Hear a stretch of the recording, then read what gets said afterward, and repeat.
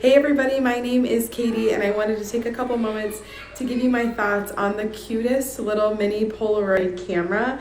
This thing is awesome and it's super easy to use. We've been taking it along on all of our winter adventures to document what we've been doing, and I love it and my kids love it. So first and foremost, you start by turning it on by just pulling out the camera lens, and then the little light comes on to tell you that it's ready to go. There are also some settings here if you're inside, outside, in the sun, or if there's really bright sun or bright light. This has been fun to play with because we've been using it in our house and outside as well. This right here is the power button. So as soon as you're ready for your photo, you just hit this and it pops right out of the top. And what I love about it is that in the back, it tells you how many pictures you still have left, which is great because especially when my kids get a hold of it, I definitely need to know how much do I have left. This is also where you load the film. It's super easy. It just pops in just like that.